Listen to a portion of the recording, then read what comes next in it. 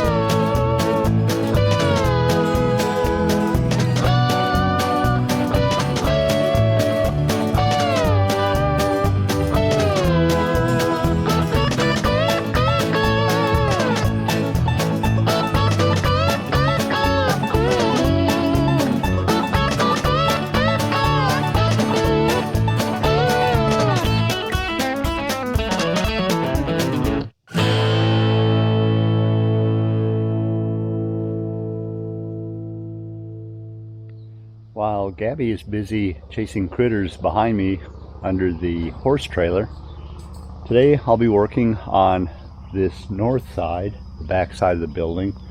There will eventually be an opening for a door directly behind me that will go upstairs to the second level. But I want to get this backside framed in and some plywood across it, or OSB across the back of it, to be able to stabilize the building this way. And then I think I'll probably go ahead and get started on setting the I-joists on the first floor or for the second floor and get that sheathed in. And the front I can leave for a little bit, but that probably, if I have any, I'll probably do that front side in my spare time. I know what I need for an opening for my tractor, and I'm ready to go. So we'll go back into time lapse and zip through this back wall. And you're seeing it a lot faster than it's actually happening. It's pretty obvious. It's taken me several days just to get this far.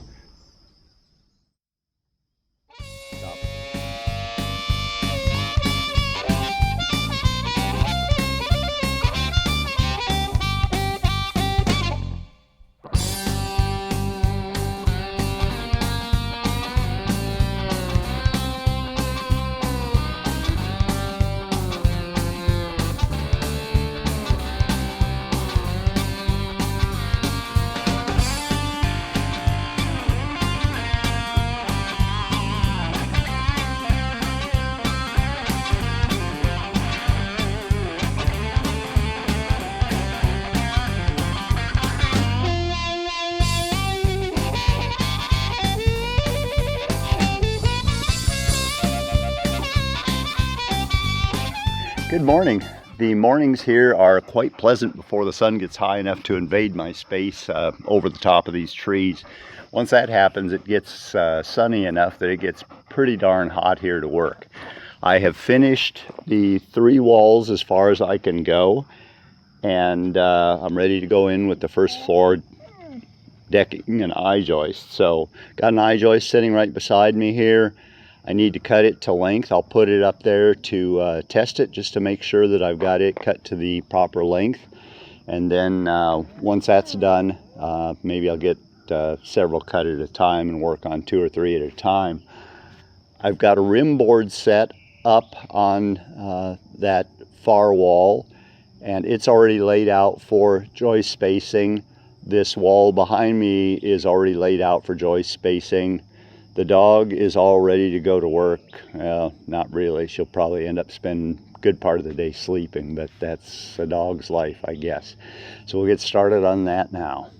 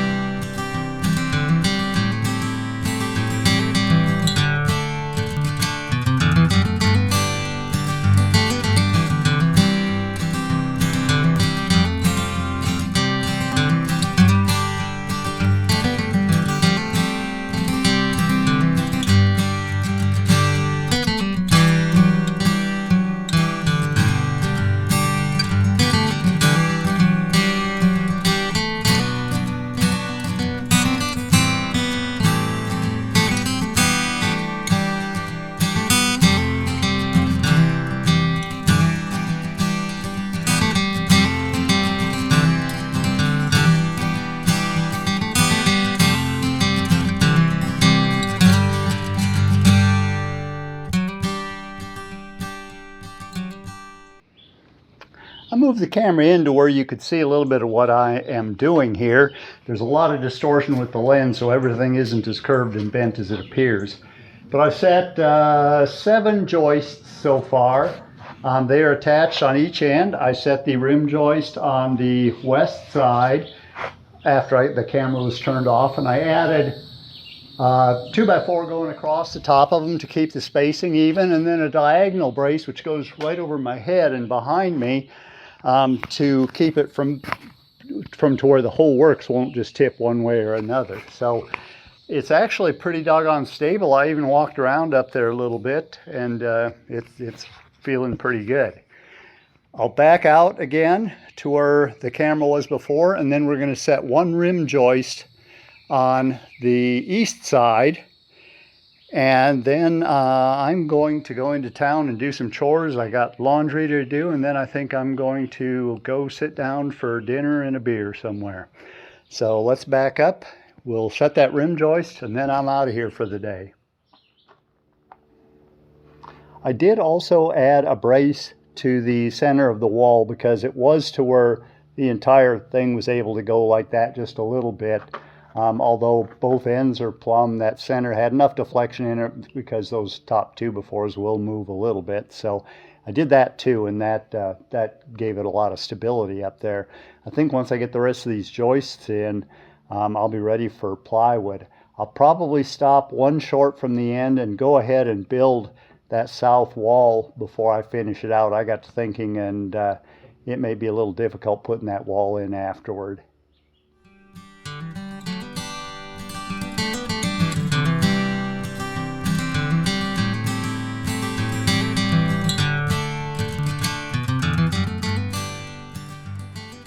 That rim board now is set and all the layout is done, so I'm ready to put in those last 8 joists.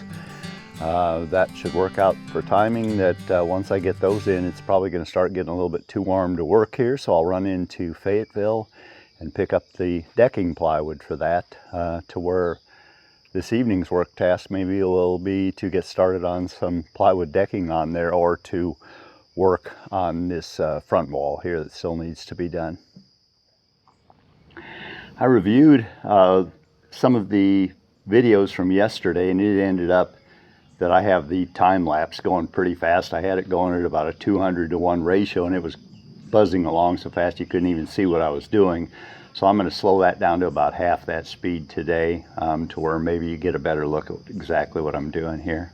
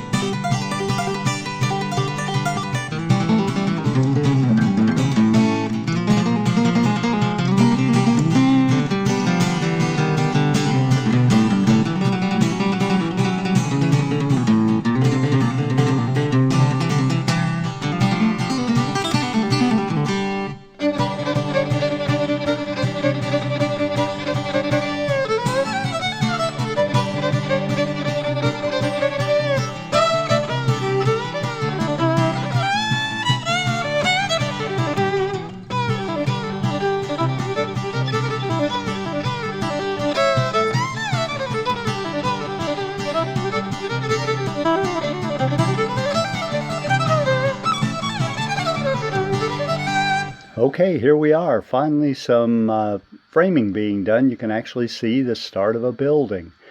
A little easier to picture now. The I-joists of what I've been setting for the past couple of mornings.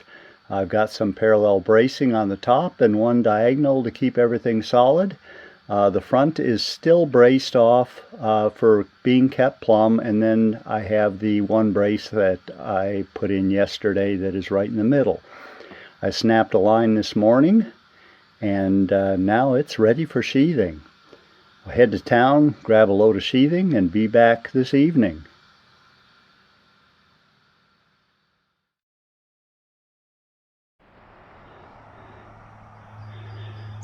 Progress always seems so slow, but if you keep plugging away at it, eventually you finish. I no longer have to wonder what my view is going to look like from the area I'll be living in. There it is, and in the summertime it's pretty much going to be all trees.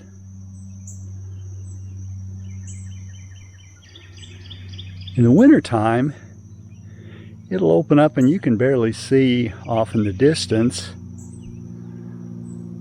some of the mountains in the valley below. I think that'll be a real pretty view. Even if I were to cut down some of my own trees, we have neighboring trees that would block the view too, so there's no sense in doing that. It'll be pretty in the wintertime. Heck, it's pretty in the summertime. Well, this is my progress for this trip. I got so far as getting the second floor all framed up and sheathed, and the stairwell is put in. I'll get some measurements, and something I can be doing back in Colorado is to making up this stairway. There'll be a platform here just as you come in the door, and then stairs going up to the second level there.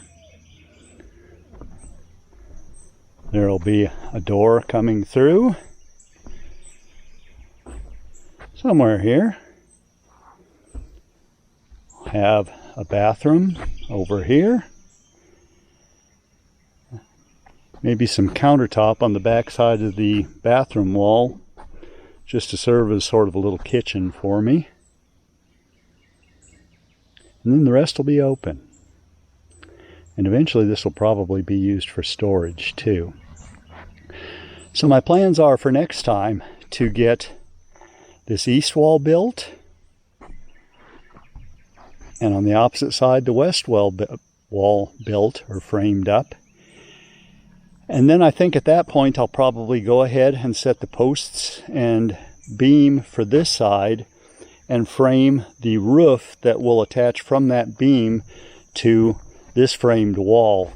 And the reason that I'll do it is that I think that roof will end up meeting about 4 feet above deck level here. Same thing on the other side. There'll be a shed roof coming up on that side.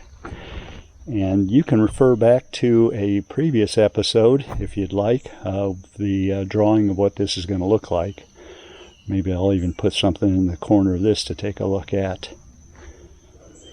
But then what that will do for me is it will allow me to frame the roof above here and have something to stand on instead of working 20 feet in the air, which at my age I'm getting a little uncomfortable with.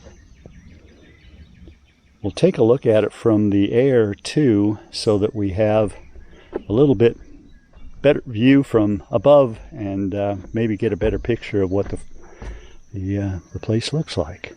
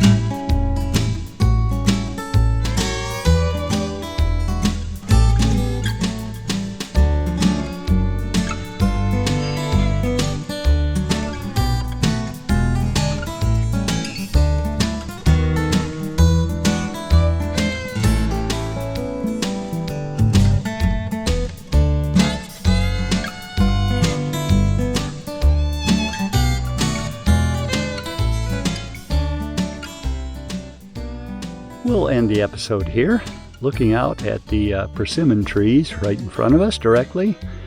The walnuts are starting to turn brown very early in the season this year because it's been so doggone dry. We haven't had any rain, and there have been temperatures that have reached about 90 degrees here, not far away in Fayetteville. It's got well over 100.